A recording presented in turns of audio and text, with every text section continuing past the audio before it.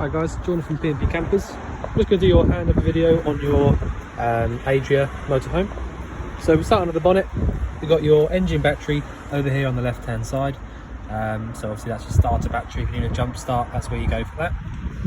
Brake fluid attached to the servo down the back, just up there. Power steering fluid sits in this reservoir just here at the front. Your engine oil gets topped up through here, or if you prefer, you can go in through there.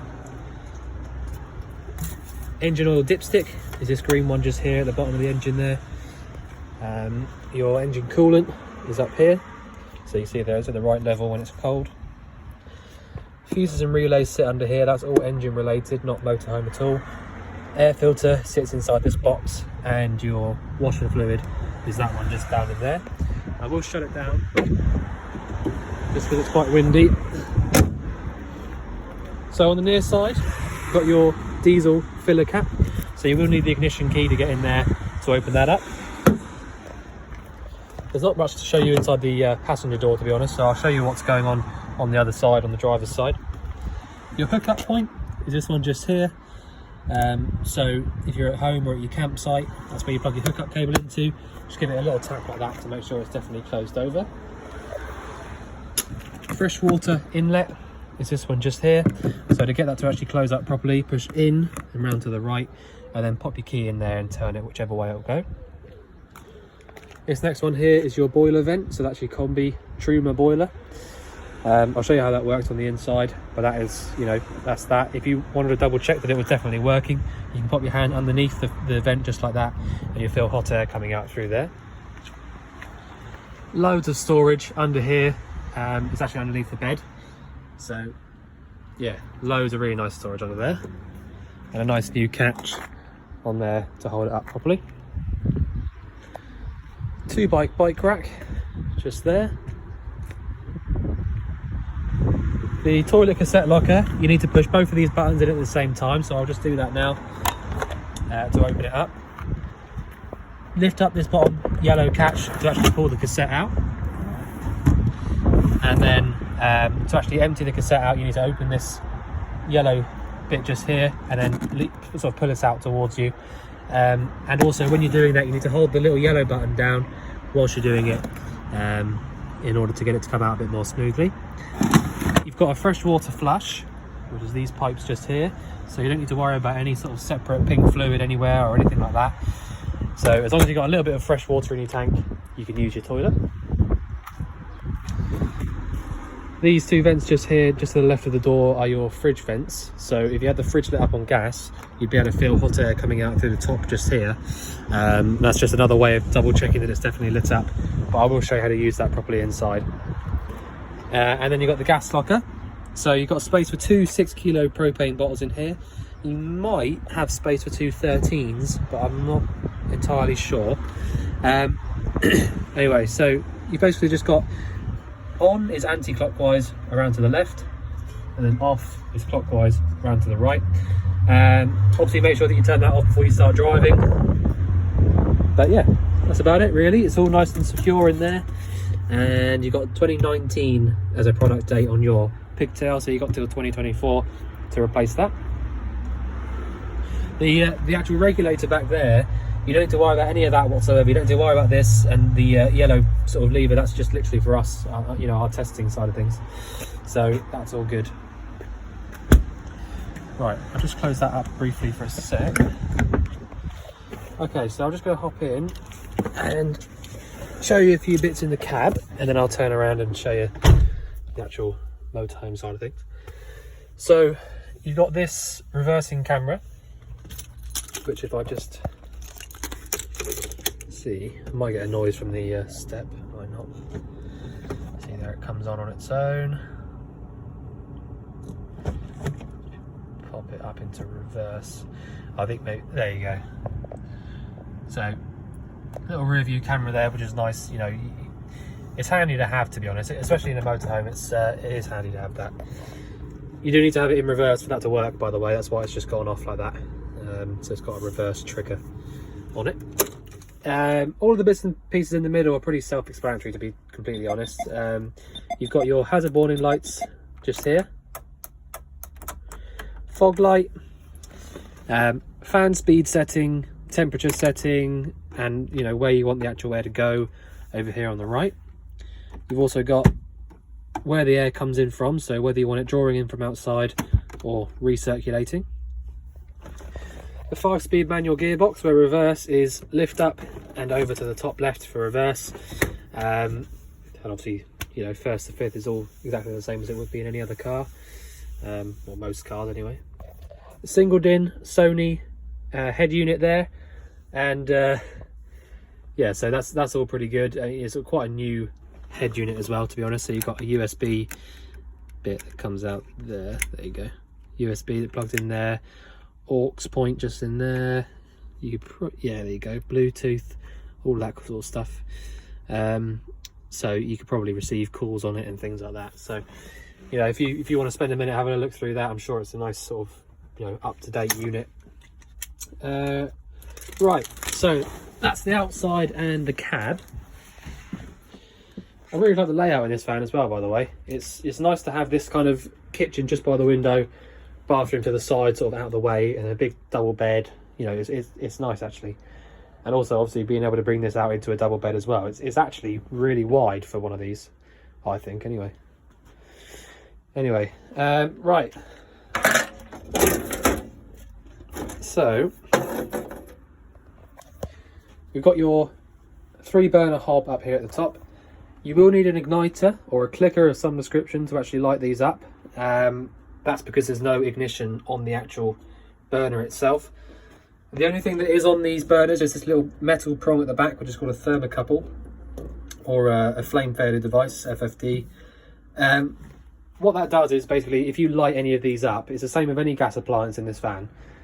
If you light it up, the thermocouple realizes the gas coming out is burning, so it's hot gas basically, or it's lit. And if somehow the flame gets blown out, rather than the van just, or the system just pumping out fresh gas into the van and sort of, you know, gassing you out, the thermocouple will notice that the flame's gone out and it will stop all of that gas coming through. So they've all been checked as part of the habitation check already, so they are all good. You know, it's self-explanatory. You've got a little bit on here that actually tells you which one is which, and just use your igniter to do that. The fridge, just show you the fridge. I will get onto the main bit. I've done it in a bit of a funny order, but I'll show you up there to your control panel in a second. So really easy on the fridge. You've got 3 ways of using it. You've got gas, which is this one, 240 or 230 it says there, but it's the same thing there. So that's if you have your hookup cable plugged in, and 12 volt down there for if your engine's running. So the idea is, you need to get the fridge cold first before you switch it over to the 12 volt when you're driving. The fridge really already needs to be cold with all your things inside it, you know, already cold.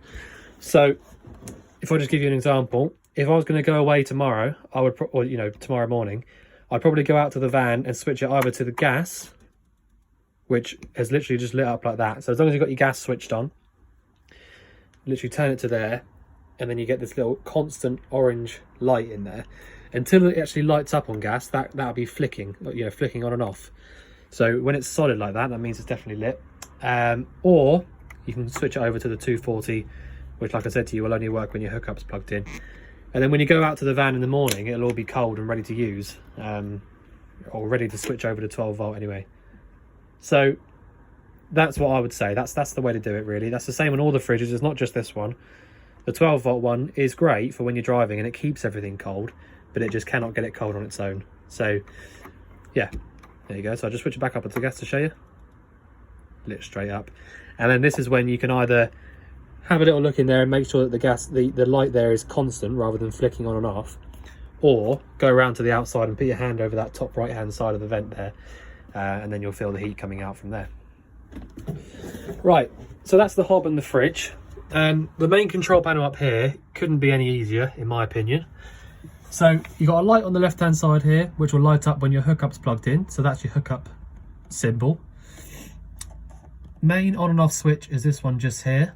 So if you flick it up like I have done there, you get a little light next to the 12 volt sign, and that tells you that all your lights and things like that will start working. this one just here, once you've turned this on, if I press up on here, green light up here is telling you that your engine battery, which is up, is fully juiced up. And if I press down, the leisure battery is also completely full.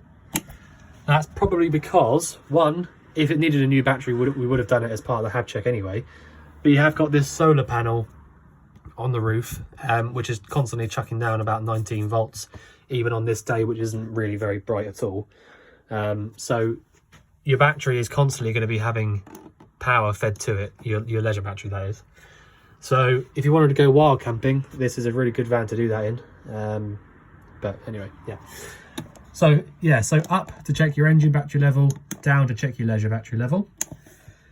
The next one, this one here, is also a rocker switch to see your levels, but it's water. So if I press up, it shows you your fresh water level. So you got nothing in the fresh tank basically. Press down and you're seeing your waste tank level. So again, nothing in it. And then the last one, press up to turn your water pump on, press down to turn it off. The nice thing about this van is that your water pump is submersible and it works on 12 volt power rather than pressure. So what that means is, if, you know, there's pros and cons to both of them, to be honest, but a van with a submersible 12 volt powered pump is much less likely to get leaks, in my opinion, because there's no real pressure there or underneath at any of the pipes. It's all done by, you know, the only way this tap will ever come on or the pump will run is if I pull this up and the little trigger inside here turns it on. So if I go up, instantly get water coming out there at decent pressure, and then off again. The pump turns off the second you turn that thing down. Whereas a normal pump would, when you turn it off, the pump would run on, get to pressure, then turn off. So it just means there's a lot less pressure all the way around the van, which, like I said, there's pros and cons to both, but let's just talking about yours anyway. So that's that. So the first thing you want to do when you come into the van, if you want to heat the van up, if you want to heat your water up and things like that and use the heating, you need to come in here, make sure that you've got a little bit of water in the tank at least, for two reasons. First off, so that you can use your toilet flush, because that's a freshwater fed flush. So you will need a little bit of water in there for that. And secondly, so that you can do what I'm about to show you. So turn your pump on, and then come over to your sink tap here, turn it to the hot side, and then just pull the tap. So if the water's coming out like this, and it's not loads of air coming out of it and spitting and sputtering all over the place, which it will do sometimes, then that proves to me that the boiler is full of water. If I pulled the tap up like that and there was just air coming out, no water, it can mean one of two things. It can mean that that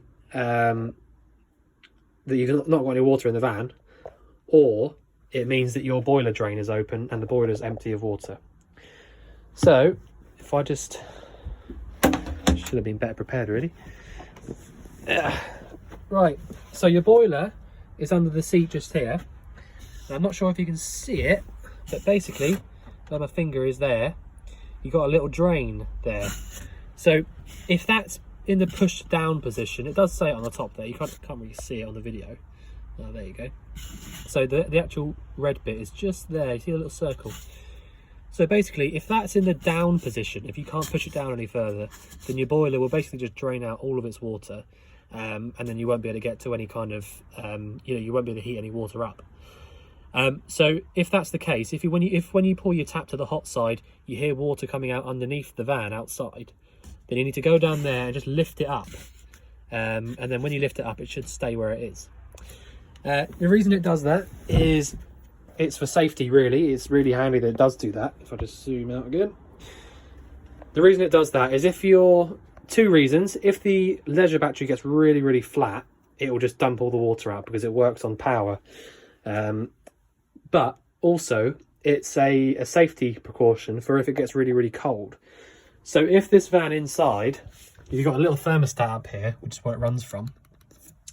If the van gets really, really cold inside, sort of like -degrees or very, very close to it, that water will just drop itself out automatically. So it's an automatic dropout valve. And so like I said, it's really important before you start trying to use any of your heating or your hot water that you do what I just showed you there. Make sure that your water's coming through nice and smoothly on the hot side, because that proves to you that the water is full in the boiler. If there was no water in the boiler at all, you wouldn't get any water coming out of any of the taps, because the boiler has priority to the hot water feed. So you know, I hope that makes sense. But basically, if the boiler is first in line before any of the taps, so if you pour the hot water, it will fill the boiler up, and then the water will come out in the taps. So me doing that and proving that the water's coming out nice and cleanly through here on the hot side means that the boiler is definitely full. So that's just something that you should do, you know, in my opinion, every time you get in the van. Because if you just shut the door, if at any point you try and put the hot water on 40 or 60 degrees and there's no water in the boiler, you're going to run into some serious issues. And to be fair, the boiler is the most expensive part of this van by far. So you really want to look after it. But if you do look after it, you know, it'll look after you as well. So yeah, just bear that in mind. Right, so talking about the boiler, I'll show you how that works. So it's a Truma Trumatic C. So it's a Truma combi boiler. So this stuff up here where it says Truma C, so I'm just trying to get in front of the table, is gas only. So if I go up one to here, leave this around sort of 6 or 7. Sorry about the wobbly camera, by the way. I'm just trying to hold on. You get 40 degrees of hot water. So like I said, make sure you do this first. Make sure that you pull the hot water through and see that you've got water in your boiler. But once you've done that, if you want hot water only, no heating, you go up 1 for 40 degrees. I just hear there, that's just lighting up now. Or up 2 will give you 60 degrees of hot water. So it's as simple as that. Sometimes the much older vans, like, you know, sort of late 80s, early 90s, when Truma started making these things, they say summer setting at the top and winter setting at the bottom. And that's because in the summer you wouldn't want any heating in the van, but you would still want hot water. But in the winter, if I show you, you've got 1 down is heating only, and 2 down is heating and hot water at 60 degrees. So basically your winter setting, the bottom side, is hot water and heating at the same time at the very bottom, or heating alone just at that one there. So again, I hope that makes sense. But I like to mention it because the older vans were much more simple, where it just literally said summer at the top, winter at the bottom. So the top gives you hot water only, the bottom gives you hot water and heating. But like I said, if you want heating only, you don't want any hot water at all, you can just leave it at this one here. And then after about 10 minutes or so, you'll have heating coming out through those little circular vents around the van. You haven't got to do anything with a separate switch for the fan or anything like that. It'll just do it all itself. But yeah, so that's it. And then turn it off, back into the middle. Make sure that you do that. Definitely make sure you do that. Especially before you start driving away or anything like that. Obviously, like I said to you already, a really, well, it's not a handy thing to do, it's what you definitely should do. You have to turn the gas off before you start driving. But it is also really helpful and really important to make sure that you don't just turn the gas off and expect everything to go off, you know, and not cause you any issues. You need to turn all of these bits and pieces off before you do that. The reason for that is, I've seen it time and time again where, you know, a customer will come in and I'll hear like a clicking noise, and what it is that, you know, you turn the gas off. Yeah, great, you know, the gas is off, you're not going to sort of, there's no flame anywhere. But if I just turn the gas off down there at the bottom now, the fridge is lit up on gas, the igniter will start to kick in when it loses its gas and loses its flame, and it just won't stop, you know, for a very long time. And at some point the ignition will stop, but the light won't, if that makes sense. So basically, after a little while, you'll end up draining your battery out because everything's still trying to light up. So make sure that you turn all your bits and pieces off before you start traveling. Turn that one off to the middle. Obviously, make sure that none of your hobs are on, but that's a bit more self-explanatory, really. But yeah, just make sure that everything's off. Just sort of, I think you get sent a little checklist out, you know, just sort of double check things, but it is just so important to do that. You know, like I said to you, time and time again, I've seen leisure batteries flat as a pancake because, you know, somebody's left something on, like an igniter or something like that, and you'd be surprised. I know it is only a little igniter, but after a day or 2 days of doing that, the battery will just be totally knackered. So it is really important to do that. Right, what else have we got? Awning winder in here. Really handy to keep hold of because they're not really very cheap to buy and they are often going missing, so make sure you keep hold of that. That's obviously on this side, on the off side of the van. I can't really show you it out because, well, I've got one hand and it's a bit awkward to put an awning out of one hand. But it is so simple. You literally pop the winder on whichever side's got the little winder on it, wind it out, pop your 2 legs down, tighten the legs up, and that's it. So it is really nice and simple. What else have we got? Boiler up there. The actual boiler itself sits under the bed. Oh, by the way, you've got this mattress here, which has actually been custom made for this size of bed, and that's very unusual to actually have this already here. And also, they're not cheap at all to have these made up, because they actually have to make them in place. Well, not in place, but they have to make them specifically for the van you got. So it is nice that you've already got this here. Right, the bathroom. I'll just show you that. Not too much to show you, to be honest. It's all pretty self-explanatory. You've got the sink just here, which is exactly the same tap as in the kitchen. If you want to open the flap into the cassette from the toilet, open it this way. That drains out into the cassette, and then close it back over like that. 2 reasons why you have to do that. 1, you get a really bad smell coming into the van if you leave it open. And 2, if you have the flap open, you will not be able to take the cassette out from outside because it locks itself in place. That's just due to the fact, basically the design of it. If you have it open, you can't take it out.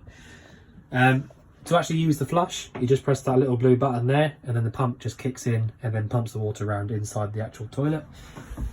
The light switch for in here is just there, and your shower is, again, nice and self-explanatory. You've got a nice little curtain rail that sort of goes around there at the top, and it is exactly the same tap again. It's just obviously not got the spout on the side of it. But yeah, that's it, I think. Just so you know as well, these 2 little brackets, these 2 little bits here, that'll be your bike rack on the outside. You know, sometimes it's not possible to put them in the neatest place possible, but I don't think that we fitted the bike rack, to be fair, but that is what they're for. Yeah, sometimes it's just not possible. I mean, if you had it anywhere else, it would be too far over to one side, so just one of those things. Right, so I think that's about all I can show you, unless there's more. No. Yeah, I think I've covered out everything really. So I've done the hob, fridge. Yeah. All right. So if you think there's anything else that you want, you want covering, or anything at all really, then just let us know. But otherwise, we look forward to seeing you soon to collect your van. Thanks very much.